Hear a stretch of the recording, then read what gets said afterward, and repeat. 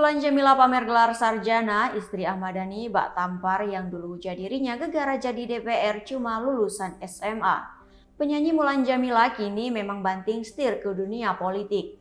Masuk ke dunia politik, Mulan Jameela langsung menduduki jabatan penting negara sebagai anggota DPR periode 2019-2024. Menjadi anggota DPR, Mulan Jameela tentu diganjar gaji yang fantastis. Melansir laman kompas.com, gaji yang diterima oleh anggota DPR RI termasuk Mulan Jameela adalah sebesar Rp66.141.813. Gaji dan tunjangan oleh para anggota DPR RI ini mengacu pada Surat Menteri Keuangan nomor S-520-MK.02-2015.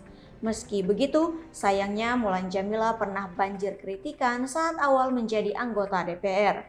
Kala itu, publik sempat mempertanyakan kapabilitas sang penyanyi di ranah politik. Tak hanya itu, publik juga sempat menyoroti pendidikan Mulan Jameela yang saat itu adalah lulusan SMA.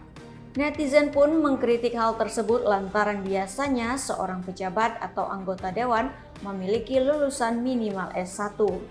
Namun berdasarkan syarat keanggotaan DPR RI yang dilansir sosok.id dari laman resmi www.dpr.go.id, untuk menjadi seorang anggota dewan, latar belakang calon minimal adalah SMA dan merupakan warga negara Indonesia berusia minimal 21 tahun.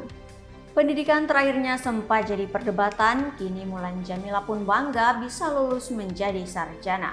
Hal itu diungkap Mulan dalam akun Instagramnya @mulanjameela1 pada Minggu 29 Oktober 2022. Di unggahan itu, Mulan Jameela mengunggah foto saat ia baru saja diwisuda. Sambil memakai toga, ia tampak ditemani oleh keluarga tercintanya yakni sang suami Ahmad Dhani dan keempat anaknya.